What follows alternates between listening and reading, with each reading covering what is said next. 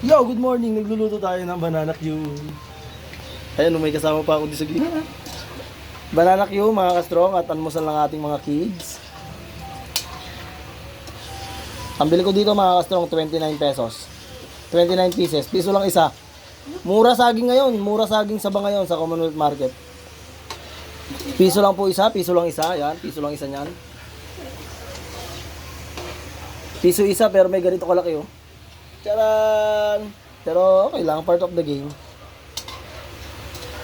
Yan. Luto na mga kastrong ang ating first batch.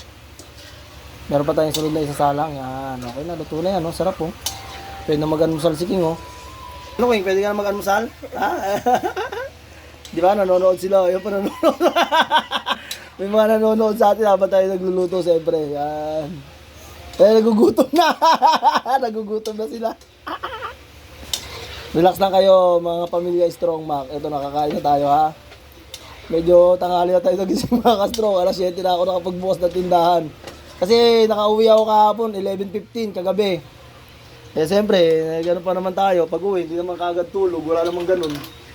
11:15 kaya nagising ako alas 7 na. Nakapagbukas ako ng tindahan. Ay, 7:30 na.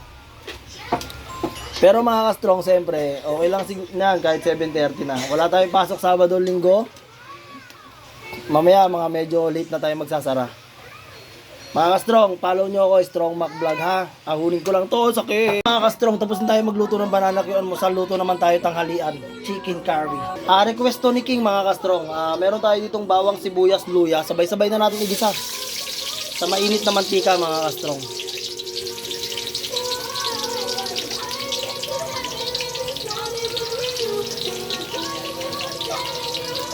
Dahil nag-request mga ka-strong ang ating anak na si King. Ang sabi niya pa, luto ka naman ng chicken curry. Kahapon pa nagre-request mga ka-strong. Sabi ko sa kanya, sige nak, bukas day off ko. Gagawan kita ng ulam na gusto mo. Eh yung kare-kare naman kasi kahapon, request naman ng misis natin yon. Diba mga ka-strong? Pag nag-request ang ating pamilya mga ka-strong, pagbigyan natin yan kung kaya naman ang oras natin. Ang bili natin sa manok mga ka-strong, 150 pesos. Ito mga ka-strong, 150 pesos yan. Isa lang natin mga ka-strong. Yan. Breast part mga ka-strong. Kasi para sa akin yung breast part mga ka-strong, malaman. Kaya yan ang pinipili kong parte ng manok. All in one Maggi Magic Sarap na gawa ng Maggi mga ka-strong. Yan ang laging nagpapasarap sa lutuin dito sa aming bahay. Tapos mga ka-strong, mekos-mekos lang. Mekos-mekos na yan. Yan. Gigisa muna natin yan mga ka-strong. Balikan natin yan mamaya po. Pag naigisa natin ang maayos. Strong, ito na po ang ginigisa natin po. Yan. Habang patuloy po natin ginigisa yan mga ka-strong. Sara ko muna to kasi yung nahangin. Lagyan po natin mga ka-strong ng pamintang powder. Yan, pamintang powder at konting asin mga ka-strong. Po. Mekos-mekos lang mga ka-strong. Mekos-mekos na yan. Yan. Kulang pa po sa gisa yan kasi dapat po lalabas yung juicy niya na ganyan. Oh. Yan, lalabas yan mga ka-strong. Gisa pa po natin mga ka-strong pero tatakpan po natin. Balikan natin yan mamaya. Mga ka-strong, ito na yung ginisa nating manok. O, di ba mga ka-strong, ayan yung pinapalabas natin mga ka-strong. Yan. Okay na po, naigisa na po ito para sa akin. Okay na po ito.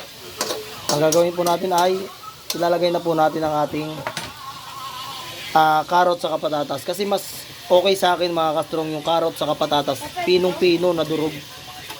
Durog na durog siya mga ka-strong kasi sumasama sa sabaw. Kasi yung mga anak ko mga ka-strong, hindi talaga sila mahilig sa gulay. Kaya ang gusto ko talaga, pag nagluto ako ng mga ulam, itong mga patatas sa carrots na yan, madudurog, yung mapipino siya, para pag sabaw nila doon sa kanin, kasama na rin yung gulay sa pagkain nila. Yan mga ka-strong. Yan, tapos mga ka-strong, siyempre, pag ganyan na, need na natin ilagay yung pangalawang gata ng nyog. Pangalawang gata ng nyog to mga ka-strong, yan ang magiging pampalambot natin sa ating nilulutong chicken curry. Ala Strong Mac. Papalo po pala ng page natin, Strong Mac Vlog. Maraming salamat sa inyong lahat. Tapos mga ka-strong, takpan po muna natin yan para medyo lumambot ng konti ang ating karne. At ang purpose natin, siyempre, pag lambot ng karne, lambot yung mga gulay na madudurog siya paghalo natin. Para sumama sa sabaw pagkain ng ating mga anak. Okay, balikan natin mamaya. Mga ka-strong, ito na po yung pinapalambot nating karne ng manok. At saka yung gulay natin, yan. Bango niya mga ka-strong. Yan. Bali gagawin natin dyan mga ka-strong ay ilalagay na po natin yung curry powder. Curry powder. 10 pesos po ito. Yan. Tapos mga ka-strong, ganyan lang po. Para paglambot po ng karne, dilaw na po yung sabaw niyan. Yun, sarap po, bango. Nababanguhan talaga ako sa curry powder. Isa to sa mga paborito kong ulam mga ka-strong. At paborito rin po ng aking anak na si Rainier. Yan. Tama-tama lang yung sabaw niya mga ka-strong para paglagay natin ng kakang gata. Pero paano pa naman yung sabaw niyan. Okay mga ka-strong, nahalo na natin at kailangan na po nating takpan. Yan. Ito gusto ko to yung nadudurog ito. Yan. Wala pa, matigas pa. Gusto ko yan yung pagka sinandok mo talagang nadudurog siya. Sarap. Okay mga ka-strong, takpan po ulit natin para lumambot na yung karne at ng gulay. Mga ka-strong, ito na yung pinalalambot po natin. Ayan mga ka-strong, tingnan nyo yung pakpak ko, talagang malambot na yung karne. Mas okay yan mga ka-strong na malambot yung karne. Tapos yung gulay na sinasabi ko sa inyo mga ka-strong, ayan, di ba? Malambot na ayan mga ka-strong.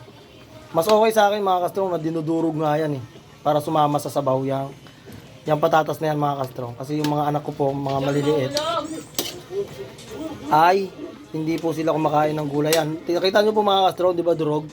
Pagka nadurog po ng ganyan, sasama sa sabaw yung pag sinarsa nila yung sabaw, dun sa pinaka-kanin nila mga ka-strong, di parang kinain na rin po nila yan, di ba? Mga sikretong ginagawa ko mga ka-strong sa pagluluto. Yung malambot na malambot po talaga yung gulay. Para ang mga bata ay siyempre may gulay din dapat mga ka-strong. Lagay na po natin yung pinakakakang gata. Ito po yung unang-unang gata ng nyug. Tapos mga ka-strong, wag na po nating takpan yan. Sa mahinang apoy lang po. Hayaan lang po natin kumulo. Tama na kasi may mga kahoy-kahoy yan Yan mga ka-strong. Haluin lang po ng konti. Tapos i-adjust na po ninyo yung timpla. Depende po sa panglasa nyo. Yan, papakuluin na lang po yan para maluto yung gata. Tapos okay na po, pakainin na po natin yung mga bata. Hindi na po natin tatakpan. Pakukuluin na po natin ng ganyan para hindi po... Kasi pag tinakpan po natin yan, bubula-bula po yan. Ganyan lang po. Balikan natin mamaya yan. Mga ka-strong, ito na po siya. Sa mahinang apoy lang po mga ka-strong, niluto natin yung kakang gata. Di ba po, hindi po siya naging ayan di ba? Ang ganda po nung sabaw. Okay na po ito mga ka-strong. Luto na po ito. At tayo magpapakain na ng ating mga anak. Yun, ayos mga ka-strong. Patayin na po natin ang ating kalan. At tayo magpapakain na ng... Siyempre mga ka-strong, huwag niyo po akong kalimutan i-follow Strong Mac Vlog. Paki-follow po. Maraming salamat sa inyo lahat. Bye-bye!